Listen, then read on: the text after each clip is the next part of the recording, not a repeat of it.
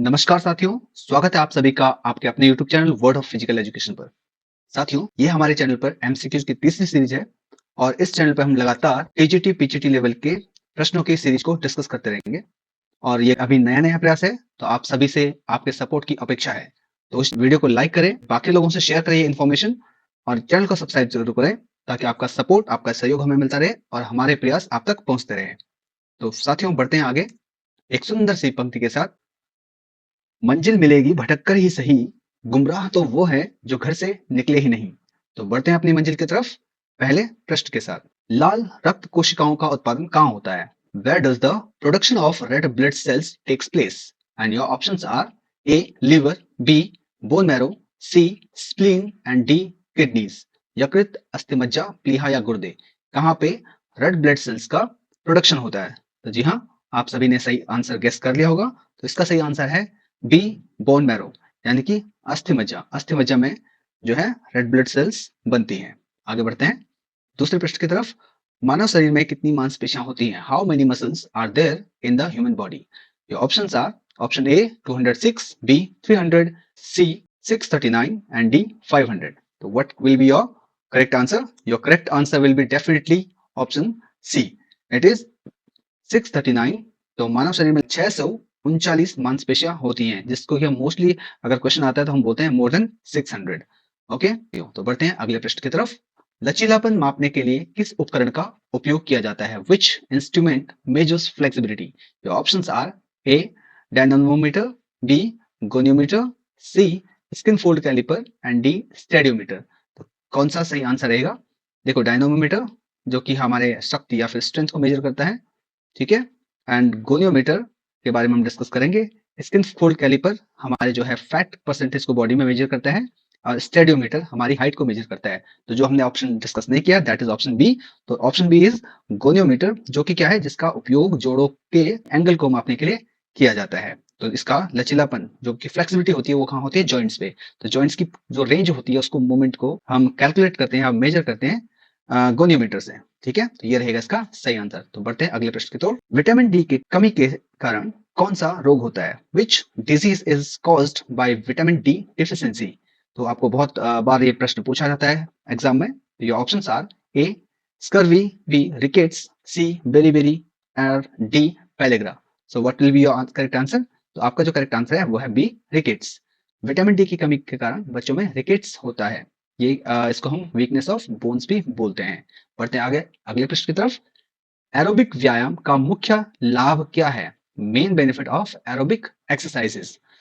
तो ऑप्शन है आपके A muscles building, B improved cardiovascular health, C increased flexibility और डी इंक्रीज्ड फ्लेक्सिबिलिटी। सॉरी, ये रिपीट हो गया बट इन तीन में ही आपको आपका करेक्ट ऑप्शन मिल जाएगा।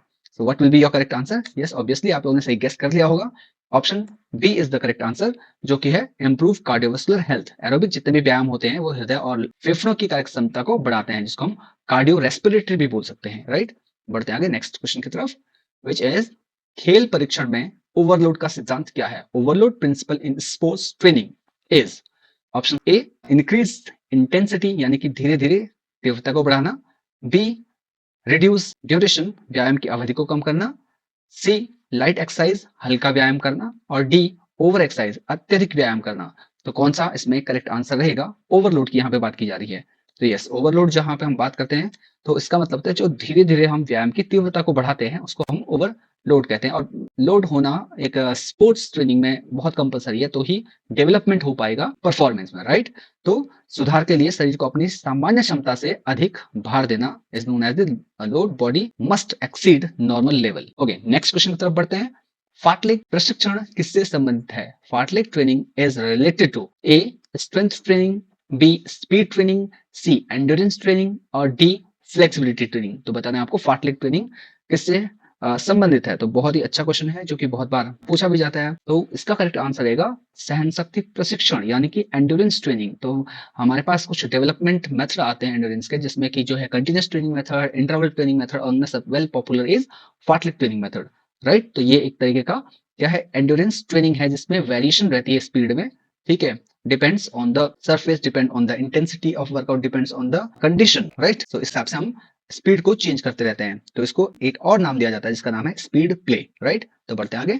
Which of the following is not a component of skill related fitness. तो स्किल रिलेटेड फिटनेस के बारे में यहाँ पे पूछा जा रहा है कि कौन सा कौशल संबंधी फिटनेस का घटक नहीं है।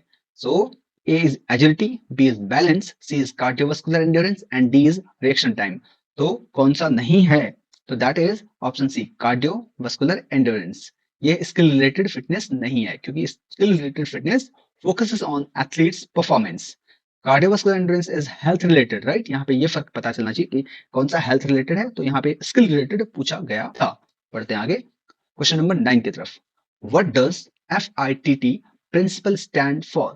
ठीक है, FITT सिद्धांत का क्या अर्थ है? Option A, frequency, intensity, time, type.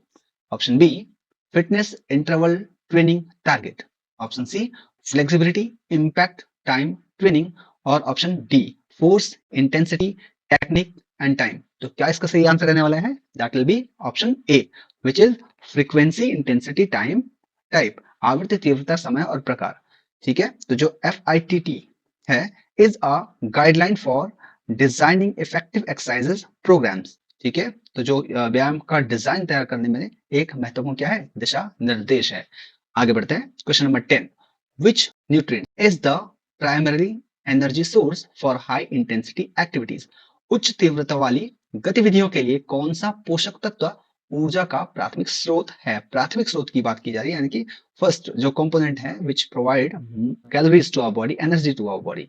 Option A, protein, B, fat, C, carbohydrates and D, vitamin. तो आप सभी को पता है विच इज द मेन और major source of energy in our body, that is carbohydrates, right, जो कि हमें क्विक एनर्जी देता है हमारी मसल्स को। ठीक है, तो बढ़ते हैं आगे नेक्स्ट क्वेश्चन की तरफ, which is what is the test used to measure cardiovascular endurance.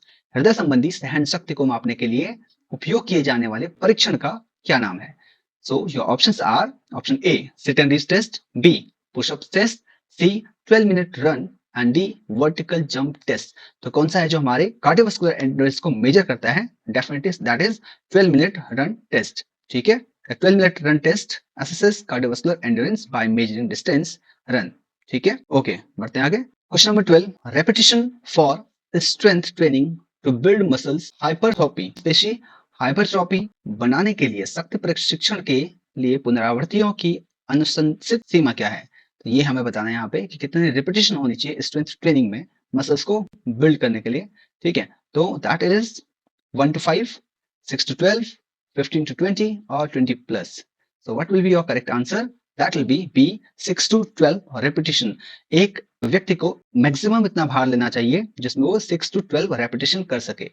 अगर आप इससे ज्यादा कर पा रहे हैं तो इसका मतलब आपको आपके वेट को थोड़ा सा इंक्रीज करना है। कारण 6 से 12 प्रतिनिधि मांसपेशियों की हाइपरट्रोफी, मांसपेशियों की वृद्धि को उत्तेजित करने के लिए इष्टतम है या सर्वोत्तम है या बेस्ट है, राइट। बढ़ते हैं आगे क्वेश्चन नंबर 13 की तरफ।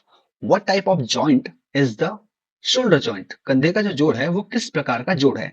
Option A, hinge joint, B, pivot joint, C, ball and socket joint and D, gliding joint. तो बताइए जल्दी से, बहुत ही कॉमन है और बहुत ही अच्छा सा आंसर है। जो कि हमारा ह्यूमेरस है वो हमारे शोल्डर से कनेक्टेड है किस जॉइंट के थ्रू? यस, करेक्ट गेस आपने कर लिया होगा and that is option C, ball and socket joint, right. तो बॉल एंड सॉकेट जॉइंट क्या है? हमारे कंधे पर स्थित है। Okay, question number 14 is purpose of cool down after exercise. व्यायाम के बाद कूल डाउन का उद्देश्य क्या है? Option A, to increase muscle strength, B, to gradually lower heart rate and blood pressure, C, to improve flexibility और D, to build endurance. तो क्या कारण है कि हम खेलने के बाद कूलिंग डाउन एक्सरसाइजेस करते हैं, जिसमें कि मोस्टली आपने देखा है हम स्ट्रेचिंग एक्सरसाइज को भी इन्वॉल्व करते हैं और ऐसे एक्सरसाइज को जहां पे हमारी बॉडी को ऑक्सीजन सप्लाई वापस प्रॉपरली तरीके से होती रहे। तो what will be the answer? Yes, definitely B is the correct answer, to gradually lower heart rate and blood pressure. तो हम बोलते हैं ना कि जब अगर हम कूलिंग डाउन करते हैं तो काफी फटीग हमारी कम हो जाती है, जस्ट बिकॉज ऑफ कि हम हार्ट रेट को नॉर्मल ले आते हैं, ब्लड प्रेशर नॉर्मल ले आते हैं और साथ ही साथ जो हमने ऑक्सीजन डेप्थ, ऑक्सीजन कर्ज ली थी अपने टिश्यू से, वो हम रिवर्स कर रहे होते हैं। चलिए बढ़ते हैं अगले क्वेश्चन की तरफ। Example of an isometric exercise. Isometric व्यायाम का एक उदाहरण है। ठीक है, तो आप डेफिनेटली आपको लास्ट क्वेश्चन हिंट के तौर पे आपको पिक्चर मिल गई है। तो option A, squat, B, lunges, C, plank, D, pushups. तो आपको ये एक हिंट के तौर पर लास्ट क्वेश्चन है इस सीरीज का, तो इसका आंसर आपको पिक्चर में दिख रहा है। Yes, which position is this? This is the plank position, जहां पे भी हमारी मांसपेशियां एक आकार ले लें, उसके बाद मसल्स में टेंशन स्ट्रेस रहेगा, वो लोड लेती रहेंगी, but they will be not changing their shape and size and it will be not visible, work will be zero. तो that kind of exercises are known as the isometric exercises, right. तो plank position ऐसी है जिसमें एक बार हमने muscle ने shape ले ली तो उसके बाद वो चेंज नहीं होगी, वर्क डन जीरो होगा, मसल्स का शेप एंड साइज चेंज होता हुआ दिखेगा नहीं, but muscles will be exerting the force. So that will be the type of isometric exercises. So thank you so much for watching till the end. Keep learning. Good luck for your exam. और बढ़ेंगे आगे इस तरीके से। तो एक बार फिर से आपसे रिक्वेस्ट है, अगर आपने अभी तक वीडियो को लाइक नहीं किया है, लाइक करिए जल्दी से और शेयर करिए अपने फ्रेंड्स के साथ जिनको भी आप नॉलेज शेयर करना चाहते हैं फिजिकल एजुकेशन से रिलेटेड। और साथ ही साथ चैनल को please don't forget to subscribe यार and press the bell icon so that next notification आपको मिलते रहे। Thank you so much. Tata bye bye. स्वस्थ रहिए, मस्त रहिए। जय हिंद, जय भारत।